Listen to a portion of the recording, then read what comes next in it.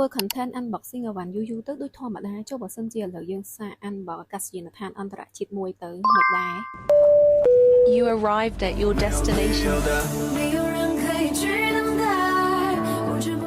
មិនមែនចេះតែថាទេពលានយន្តហោះថ្មីកោះកេះពិតៗតាគឺខ្ញុំទៅចូលរួមការសាកល្បងដំណើរការពលានយន្តហោះថ្មីការសាកល្បងនោះគឺយើងធ្វើដូចទៅនឹងដំណើរការមែនតែនអញ្ចឹងយើងមាន passport check in boarding pass ជាដើមទៅអញ្ចឹងទៅគឺបានស្គាល់ទីតាំងនៅក្នុងពលានឲ្យហើយពេលហោះមែនតែនស្រួលដឹងថាទៅពីណាទៅណាហើយបុគ្គលិកនៅក្នុងពលានក៏ពួកគាត់បានផ្សំខ្លួនឯងជាមួយនឹងទីតាំងធ្វើការថ្មីរបស់ពួកគាត់ដំណាក់កាលទី1គឺយើងមក check in ដើម្បីយក boarding pass អាហ្នឹងគឺសំបុត្រយន្តហោះហ្នឹងហើយ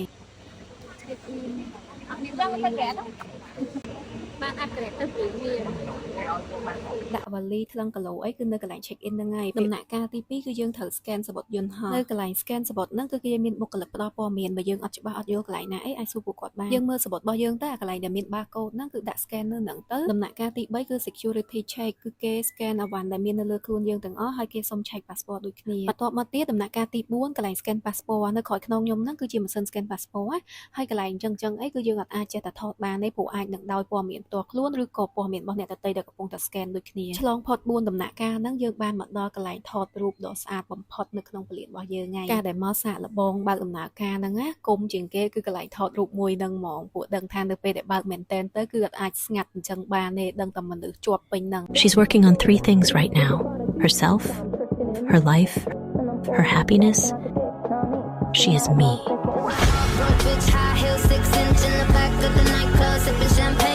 យើងដើរទៅរកគេខ្ញុំត្រូវ fly ទៅសិនចិនណាហើយទៅ schedule គេម៉ោង3កន្លះប៉ុន្តែដោយសារគេដឹងខ្ញុំយឺគេចាំខ្ញុំម្នាក់ឥឡូវគេ delay ទៅម៉ោង5មកអានេះខ្ញុំនិយាយលេងណាតិចច្រឡំគិតថាយន្តហោះចាំយើងមកយឺតអីមែននេះចប់ទៅនឹងយើងក៏មាន travel later ដែរប៉ុន្តែរៀងខ្លីៗទេឥឡូវយើងដើរមកដល់ gate របស់យើងហើយតិចមកដល់អត់ដឹងទៅណាគឺយើងចូលតាមចេតាហ្នឹងចុះទៅខាងក្រោមវិញហើយយើងចុះទៅអង្គុយចាំនៅកៅអីខាងក្រោមហ្នឹងទៅដើម្បីត្រៀមឡើងយន្តហោះខ្ញុំភ្លេចថតកន្លែង boarding ហ្នឹងហើយអានេះគឺយើងសាកល្បងឯងអញ្ចឹងអត់មានយន្តហោះទេពេលចុះមកដល់ក្រោមមិញហ្នឹងគេហែក boarding pass ហើយអញ្ចឹងឥឡូវសន្មតថាច់ចោលទៅយើងមកដល់ខាងរ៉ៃបោះចុះទៅវិញសាកល្បងហ្នឹងគឺយើងសាកទាំងឡើងនិងចុះពីយន្តហោះវិញហោះពីតាខ្មៅដល់តាខ្មៅវិញ